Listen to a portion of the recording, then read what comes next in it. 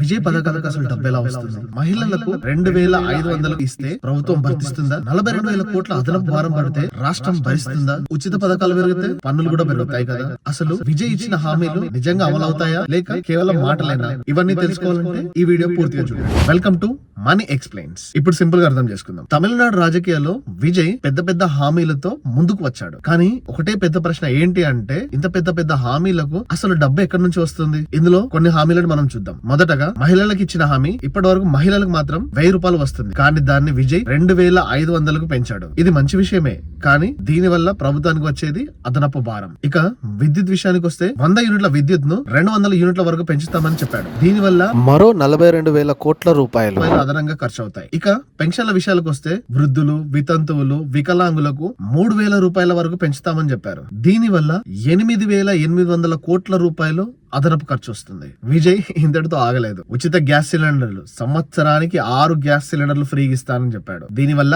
7,000 కోట్లకు పైగా అదనపు ఖర్చు ప్రభుత్వం పైన పడుతుంది. ఇవన్నీ కాకుండా రైతులకు ఆర్థిక సహాయం, దీనివల్ల ఖర్చు 2,000 కోట్లకు పైగా పడుతుంది. అయితే ఇవన్నీ కలుపుకుంటే మొత్తం దాదాపుగా 42,000 కోట్లకు పైగా అదనపు భారం రాష్ట్రం మీద పడుతుంది. అయితే ఇక్కడే అసలు సమస్య మొదలవుతుంది. మనం ఓవరాల్ గా చూసుకుంటే ఇప్పటికే తమిళనాడు గవర్నమెంట్ భారీ అప్పుల్లో ఉంది. ఇప్పుడు ఈ పథకాలన్నీ అమలు చేయాలంటే ఇప్పుడు కొత్తగా మరో కొన్ని పన్నులను ప్రజల పైన రుద్దాల్సి వస్తుంది. లేకపోతే మరింత అప్పులు తీసుకోవాల్సి వస్తుంది. దీని వల్ల ఏమవుతుంది, భవిష్యత్తులో ఇంకా ఆర్థిక సమస్యలు అనేది ఎక్కువైపోతాయి తప్ప తక్కువ అనేది అస్సలు జరగదు. ఓవరాల్ గా చూసుకుంటే విజయ్ ఇచ్చిన హామీలు ప్రజలకు మంచివే అయినప్పటికీ అవి అమలు చేయడంలో చాలా పెద్ద సవాల్ని ఎదుర్కోవాల్సి వస్తుంది. సో తమిళనాడు ప్రజల పైన ఎంత అప్పుల భారం పడబోతుంది, వాళ్ళ పైన ఎంత వరాల వర్షం కురిసినా కూడా ఫ్యూచర్ లో వాళ్ళు ఎంత భారాన్ని అనేది మోయబోతున్నారు అనేది కనిపిస్తుంది. బట్ ఆ విజయ్ తన ఐడియాలజీ ప్రకారం ఎలా ఎదుర్కొంటాడు, ప్రజలకు ఎలా మంచి చేస్తాడు అనేది మనం చూడాలంటే మరికొన్ని రోజులు వెయిట్ చేయాలి. సో తన పరిపాలన మొదలైన తర్వాత మనం వెయిట్ చేసి చూస్తూ ఉందాం. సో